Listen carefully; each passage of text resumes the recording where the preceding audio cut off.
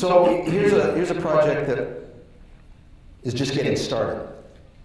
So the Surf Aid Foundation is a small nonprofit started by a New Zealand doctor who loved to surf, and Indonesia's got the best surf in the world. They also have some of the most impoverished islands in the world.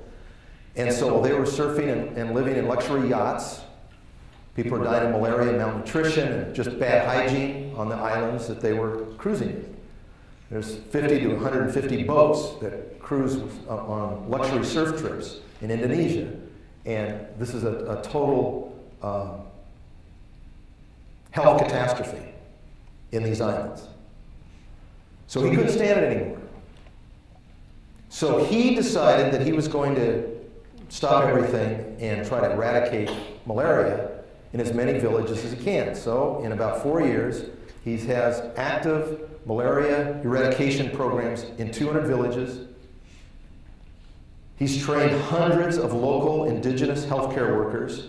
And one of his primary things is bringing basic hygiene to these cultures.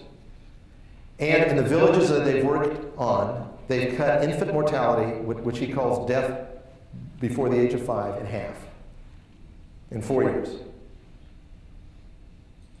Now, surfers are known as selfish people.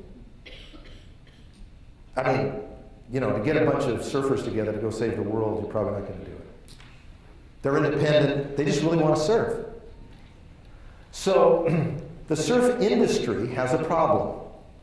And the problem is fake surfwear. Because people in Arizona actually think that Hollister is a real surf company. Hollister is owned by Abercrombie.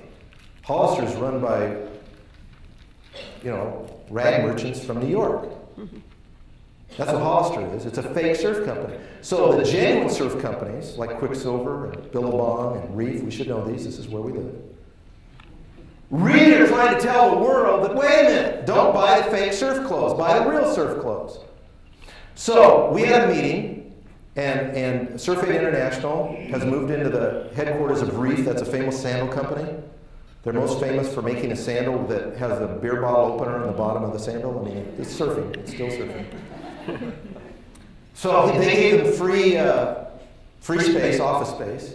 And so we had a meeting, and we said there's 240 members of the surf industry. These are the hardcore real surfers who started surf companies. So what if on every garment that the surf industry made, there was a way for individuals to donate to Surf Aid? What if we had a common website where they could donate to Surf Aid? And what if some percentage, some specific percentage, or part of the product line went to support Surf Aid? Then we could really say surfers are saving the world.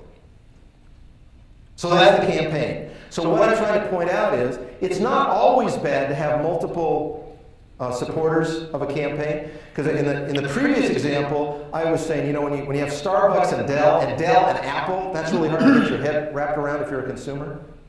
But in this case, I'm saying get all the competitors together from an industry who are trying to separate themselves from people who are trying to poach their customers, and get them together to support something that says something about the whole sport. Are you with me? And this way we can raise lots and lots more money for Surf Aid because we get all this cooperation because we found what? Common ground. We found common interest. I love how they call Hollister Mollister. In other words, it's just a fake